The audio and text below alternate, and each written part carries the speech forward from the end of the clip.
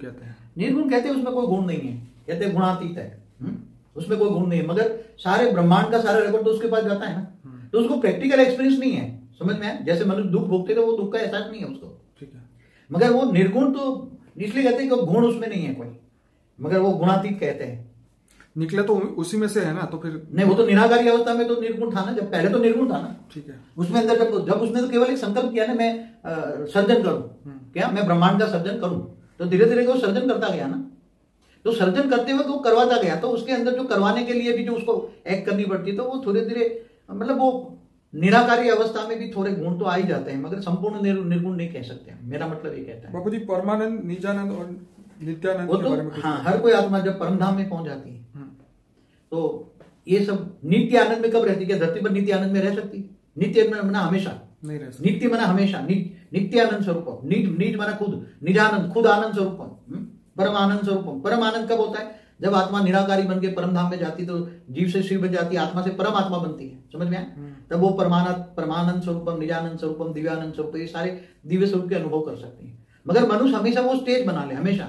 और बाबू जी, धरती पे तो जैसे सुख और दुख दोनों ही चीजें हैं, सुखानंद और दुखानंद दोनों ही है, तो रियलिटी में क्या आत्मा निराकार परम धाम में जाके परमानंद स्वरूप को ही धारण करती है, या वहां पर भी सुख दुख आता है? नहीं, वहां सुख दुख से परे है, परम धाम सुख दुख से। वैसे विष्णु लोक से ही सुख शुरू हो जाते हैं, विष्णु लोक उसको वैकुंठ कहते हैं, और उसको सुख, परम सुख की थोड़ी अनुभूति होती है, वहां परम तत्व होते हैं। और निजानंद का मतलब क्या है? निज माना खुद, निजानंद खुद आनंद स्वरूप, आत्मा आनंद स्वरूप, निजानंद स्वरूप इसको कहते हैं। और दिव्यानंद, दिव्य आनंद, दिव्य स्वरूप का अनुभव करें ना, दिव्य आनंद स्वरूप, तो आत्मा निराकार बन जाए ना, तो कोई कर्मों का लेप छेप निकल गया ना। देखो, आत्मा के अंदर जो निराकार है, उसके अंदर लेप छेप नहीं लगता, उसके आसपास आकाश तत्व लेप चारों राउंड कर लेती, फिर इसके ऊपर वायु तत्व, इसके ऊपर अग्नि तत्व, इसके ऊपर स्थूल तत्व, तो वो जो लेप छेप लगा है उससे शरीर बना, कर्मों का हिसाब किताब से बना। मगर आत्मा असल में आत्मा निराकारी, तो फिर निर्गुण है, ऊपर में परम धाम में चली जाती, तब शरीर कर्मों का हिसाब किताब नहीं रहता, तब निराकारी बन जाती, तब वो ये सब सारा अनुभव वो आत्मा कर सकती है। धरती पर तो ये करना संभव नहीं है, न दूसरे लोक में, तीसरे लोक में देवता भी इस स्वरूप का आनंद नहीं कर सकते, कि जहां क्षय है ना, ये विनाश होने वाला है, क्षय माना विनाश होने वाला है। ब्रह्मापुरी पे विनाश होती है, विष्णुपुरी भी विनाश होती है, शिवपुरी, ये सब विनाश होने वाले हैं। तो बाबू जी, बहुत बढ़िया आपने समझाया। मैं सभी श्रोताओं को कहूंगा कि हमारा अनस्पोकन ट्रूथ 120 वीडियो से ज़्यादा है, तो आप उसको 100% पूरा देखिए, क्योंकि इसी से आपको पूरे ज्ञान की प्राप्ति होगी।